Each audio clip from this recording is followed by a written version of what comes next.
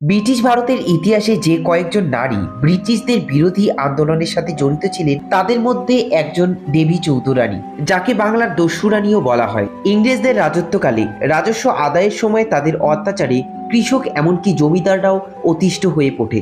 এছাড়াও সে সময়ে ইংরেজ নীলকরদের অত্যাচার বেড়ে যায়। তারা জোরপূর্বক উর্বর জমিতে কৃষকদের নীল চাষ করতে বাধ্য করা শুরু করে। তার এই পরিপ্রেক্ষিতে দেবী চৌধুরানী ব্রিটিশদের বিরুদ্ধে বিদ্রোহ ঘোষণা করেন।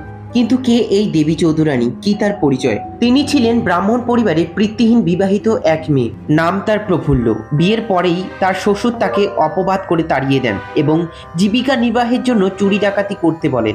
সে প্রত্যাখ্যাত হয়ে ফিরে যায় এবং অনেক অভিজ্ঞতার মধ্য দিয়ে ভবানী পাঠকের সাথে তার দেখা হয়। এই ভবানী পাঠককে কিংবদন্তি রয়েছে। ভবানী পাঠক নিজে ডাকাত সর্দার ছিলেন, অনেকটা রবিন হুডের মতো। তিনি ডাকাতি করলেও নিজের সন্ন্যাসীদের মতো জীবনযাপন করতেন। অত্যাচারী ইংরেজ ও দেশীয় জমিদারদের উপর লুটপাট চালাতো এবং তা থেকে দরিদ্রদের মধ্যে বিলিয়ে দিতেন।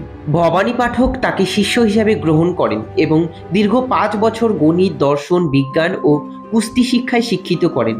অসাধারণ বুদ্ধিমত্তা ও দক্ষতায় প্রফুল্ল একসময় ডাকাতের রানী হয়ে যান। সংসার থেকে 10 বছরের মধ্যে সারা বাংলায় তিনি দেবী চৌধুরানী নামে পরিচিত হন। ধনীদের কাছ থেকে ডাকাতি করা অর্থ ছিনিয়ে গরিব ও দুঃখীদের অকাতরে বিলিয়ে দিতেন বাংলার এই দেবী চৌধুরানী। আদতে কে ছিলেন এই বাংলার একান্ত রাজস্বময়ী ব্র্যান্ডেড কুইন?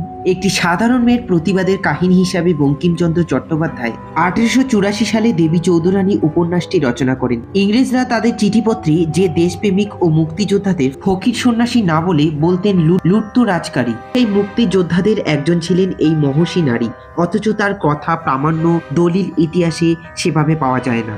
মানুষ এটা নিয়ে এখনো পড়ে আছে যে এটা বাস্তব না কাল্পনিক, যদিও এর অনেক ইতিহাস ভিত্তি পাওয়া যায়। দেবী চৌধুরানী সম্পর্কে ব্রেনান কৌতূহল প্রকাশ করেছিলেন মাত্র, কারণ দেবী চৌধুরানীর কোনো সন্ধান পান নাই, অথবা এটাও হতে পারে ইচ্ছা করেই এড়িয়ে গেছেন।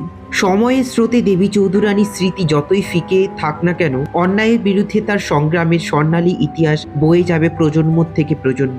কারণ তাদের মতো বিপ্লবীরা এসেছেন বলেই যুগে যুগে অসহায় মানুষদের রক্ষার জন্য অন্যায়ের বিরুদ্ধে আপোষহীন সংগ্রামে গড়ে তোলা সম্ভব হয়েছে। দেবী চৌধুরানী তাই অতীত হয়ে বর্তমানের সমস্ত ন্যায়ের সংগ্রামে আপন মহিমায় সমুজ্জ্বল। আমার এই চ্যানেলে ফ্যাক্ট, ঐতিহাসিক ও পৌরাণিক কিছু ভিডিও নিয়ে আমি আসি। যদি তোমাদের ভালো লাগে এই সমস্ত ভিডিও, অবশ্যই লাইক এবং সাবস্ক্রাইব করো। এটা তো তোমাদের জন্য একদমই ফ্রি, কিন্তু এটা আমাকে এগিয়ে নিতে অনেক অনেক সাহায্য করে। চৌধুরানী সম্বন্ধে যাদের জানা ইচ্ছুক অবশ্যই এই ভিডিওটা তাদের সাথে শেয়ার করো।